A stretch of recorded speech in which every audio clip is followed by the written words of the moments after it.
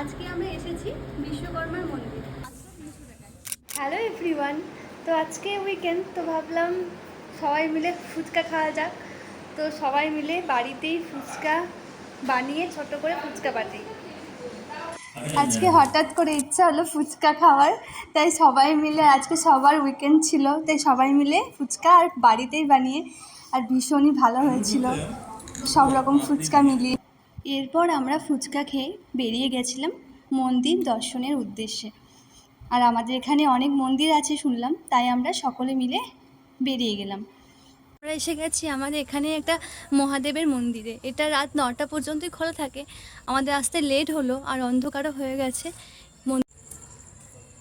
এই যে আমরা উঠে গেছি, দেখো কতটা সুন্দর। আর এটা হলো গুরগাঁওয়ের কালীবাড়ি।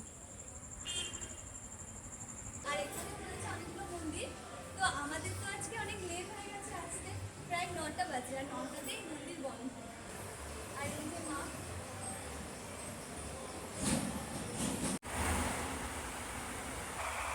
এই যে দেখো মা তারার ছবিও রয়েছে।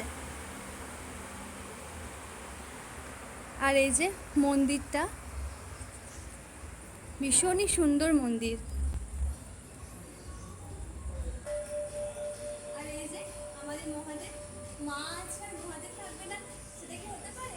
আর সমস্ত মন্দিরেই আমাদের মহাদেব থাকবে। আর এই যে মহাদেব, জয় শ্রীরাম। আর এই যে এখানে আছে রাধাকৃষ্ণ। যে এখানে আছে শ্রী বিশ্বকর্মা মন্দির। আমরা না কখনো বিশ্বকর্মা মন্দির দেখিনি, তো এই যে বিশ্বকর্মা মন্দির।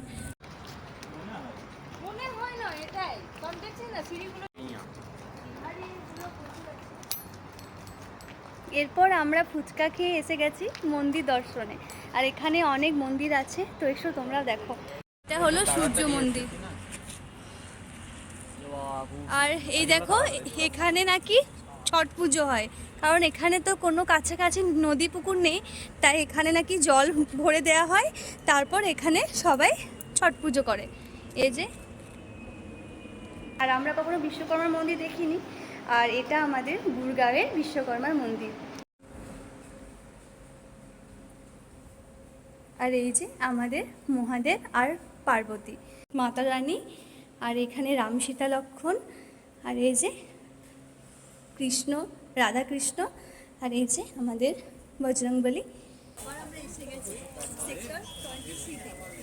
তো এখানে দেখো, তোমরা তো আগেই দেখেছো, এখানে এই কুর্তিগুলো ভীষণ সুন্দর আর ঠিকঠাক প্রাইসে।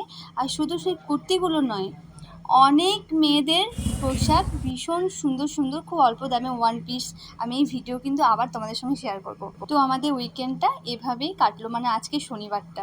আজ ভীষণ গরম ছিল, ভীষণ গরম।